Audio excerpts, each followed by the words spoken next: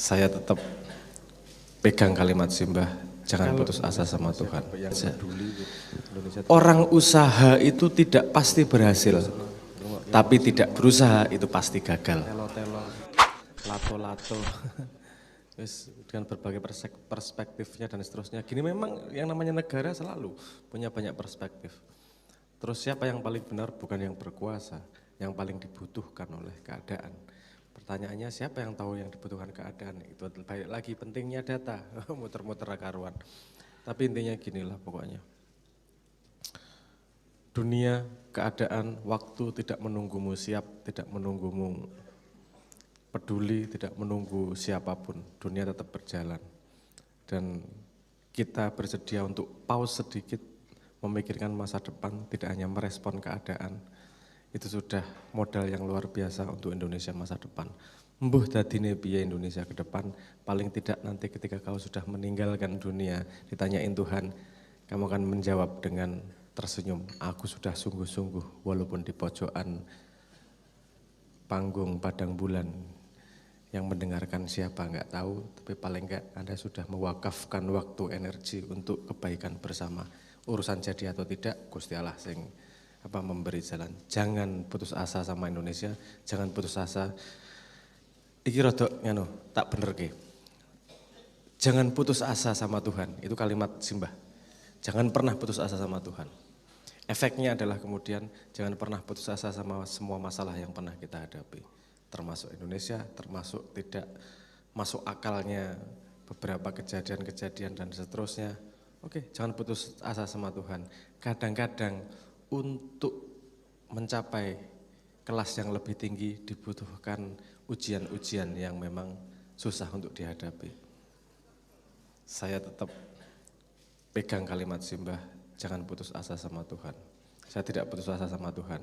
Bahwa putus asa sidik-sidik karo Indonesia sedidik wae wis kadang-kadang wae. Tapi tetap balik lagi, Tuhan enggak boleh bikin putus asa kok. Dan selama Tuhan menemani kita, tangan kita dipegang sama Tuhan untuk nyebrang jalan, insya Allah Indonesia akan selamat sebagai bangsa, sebagai negara, sebagai gagasan, sebagai idea. Tapi minimal paling tidak dia hidup di hati dan pikiranmu untuk menuju masa depan. Terima kasih.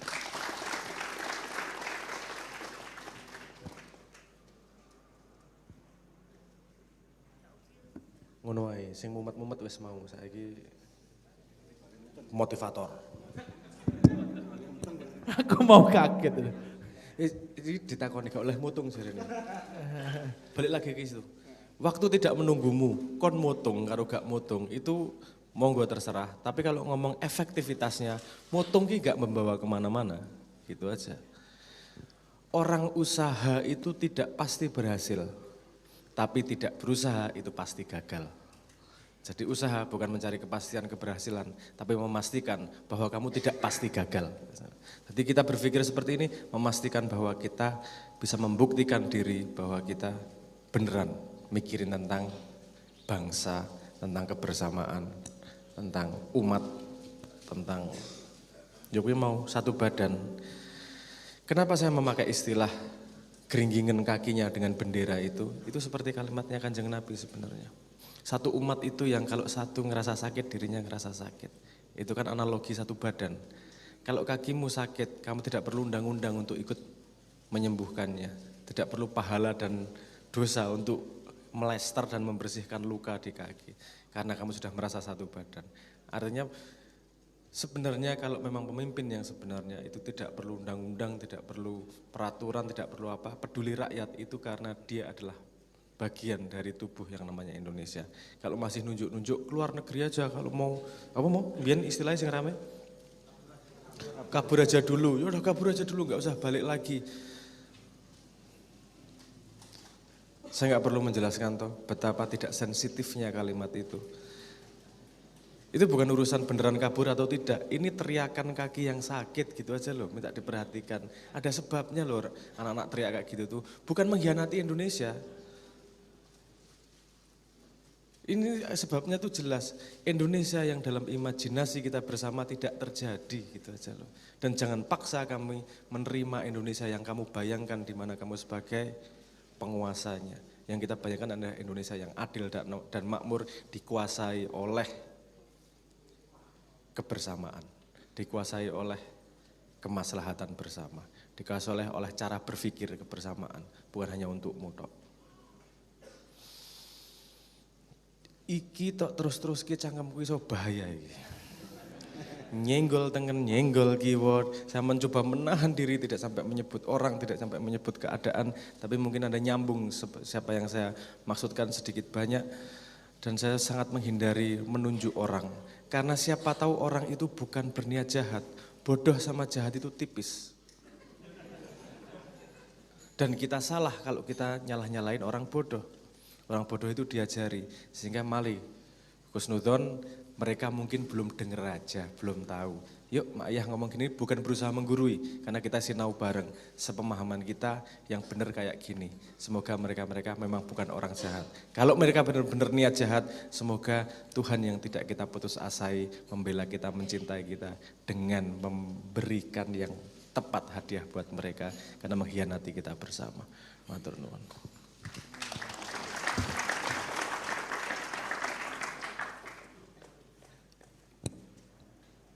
Cek 1, 2, 3 Mas Saiful. Ya, Iya Mas Amin. Mas Saiful monggo direspon karena Mas Abrang ngerem, sampean kudu ngelos. Iya, yes. Padahal ini tak pancing-pancing, panggah direm Mas, ya enggak apa-apa. Jadi begini teman-teman sekalian, tadi mengulang dan sekaligus menegaskan apa yang sudah disampaikan Mas Abrang. Wis sak putus-putus asa awake dhewe aja putus asa karo Gusti Allah. Wala tai asu, jangan berputus asa kepada rahmat Allah, kepada kasih sayang Allah, kepada janji Allah, kepada pertolongan Allah. Pokoknya semua hal yang sudah Allah berikan kepada kita, ayo kita gondeli. Caranya bagaimana? Tadi di awal pembukaan Bu Yuli sudah melantunkan satu lagu yaitu Tombo Hati. Tombo Hati itu kan nonok limo. Nah, formula yang disampaikan Mbah Nun kepada kita, dari 5 formula itu rek, nek awake dhewe nglakoni kabeh ya wis alah wong dapurane awake dhewe ya. Jadi 5 itu bukan ayo dilakoni kabeh. Cuman pilih salah satu, salah sawijine kan salah satu. Yang sesuai, autentik, kontekstual dengan hidup kita masing-masing. Sing seneng deres Quran, ya wis ayo mlebu lewat maca Quran, angen-angen sak manane. Sudah itu aja. Nah, nanti akan ketemu dengan 4 buah berikutnya. 4 buah berikutnya itu ya gumbulono wong kang soleh, weteng sing luwe, zikir wengi, lakonono, salat wengi lakonono, itu nanti buahnya akan ketemu sampai ke 4 yang lain. Sing senengane ngaji yo gak iso, sembayang bengi yo, alah kok sembayang bengi ya, sembayang subuh iku dadi esuke. Dadi sembayang duha yo wis saiso-isone ayo gombol wong kang saleh. Engko ketemune yo panggah 4 yang lain. Gak iso nglakoni liyane mergo nyambut gawe yo jek angel, sarapan kadang gak iso diniati poso ae, weteng sira ingkang luwe. Nanti akan bertemu dengan 4 hal berikutnya. Jadi itu 5 pintu itu nanti akan bersambung dalam satu titik lingkaran. Jadi monggo teman-teman bisa memilih sesuai dengan kontekstual, sesuai dengan kahanan hidup kita masing-masing untuk memasuki salah satu pintu dari Tombo Hati tadi itu. Supaya apa? Kembali menegaskan yang disampaikan Mas Rabang, ben gak putus asa nang rahmati Allah. Supaya apa? Supaya kita tidak seperti yang tadi disampaikan Allah, wala tahinu. Wis tarek ojo lemah, ojo lemes, ojo kehilangan daya. Supaya kita apa? Supaya kita wala tahzanu, supaya kita tidak bersedih, apalagi berputus asa terhadap keadaan, dan itu bisa menyebabkan berputus asa kepada rahmat Allah.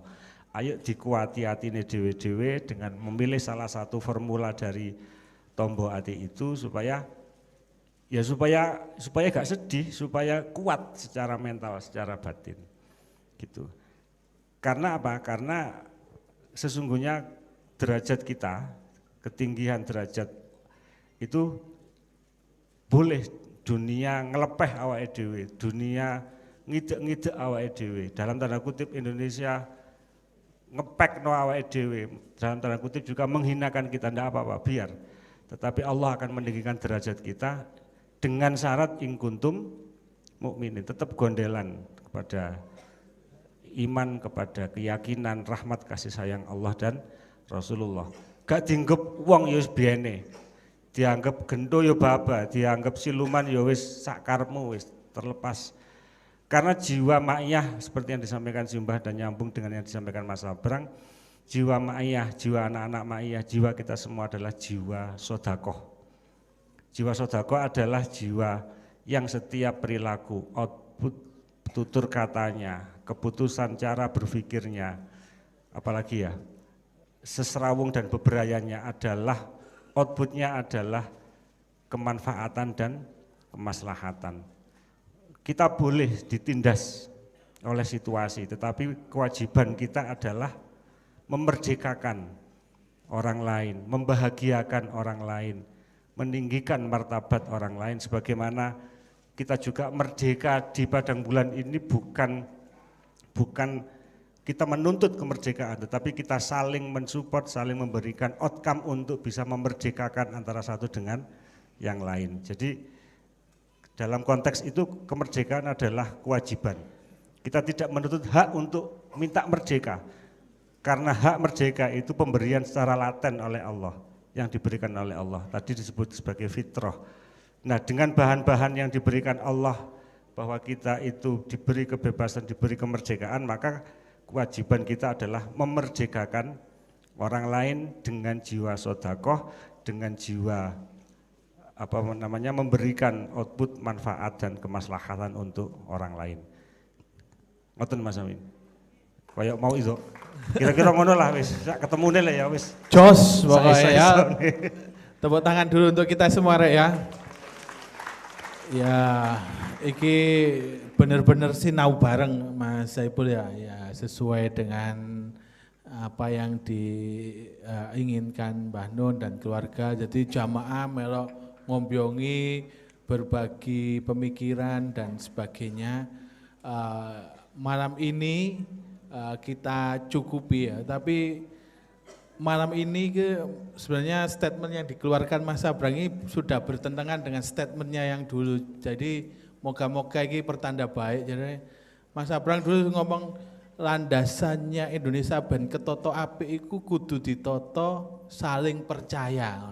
Tapi ini tadi sudah menurut saya wis ditinggalkan ini. Mungkin wis saling percaya ya antar individunya sudah mulai saling percaya. Mas Abrang sudah ngomong di level selanjutnya. Nah, moga-moga ini pertanda baik ya Mas Saipul ya.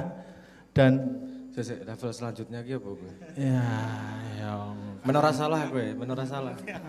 Ya ndak kan mau angan-angannya wis adil dan makmur kan ngono Mas.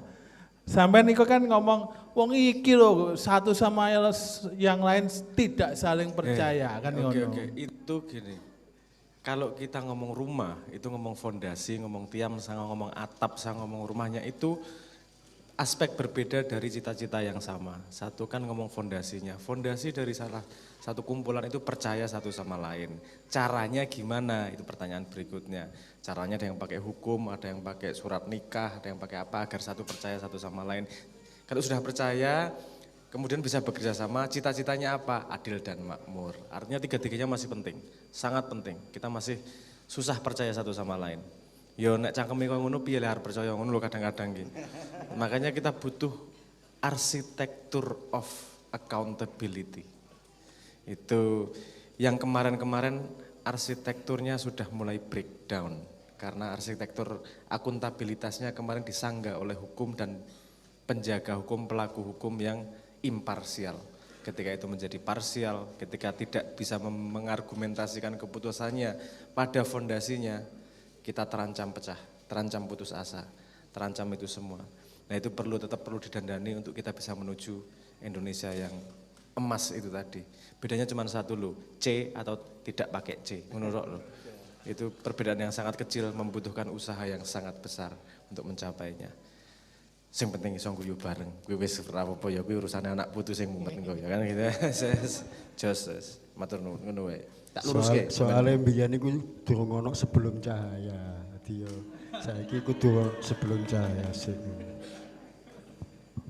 Oke Mas, ini social awareness lagi sebelum cahaya. Nah, ngono ya. Sambil kita switch setelah satu lagu dari Mas Abrang sebelum cahaya, kita switch langsung ke Makhalul Qiyam. Jadi teman-teman para penerbang monggo bisa langsung merapat bersama kita di sini. Nanti kita puncai dengan Makhalul Qiyam dan sebelum itu monggo Mas Abrang disketsaken sebelum cahaya. Allahumma sholli ala Muhammad. Sama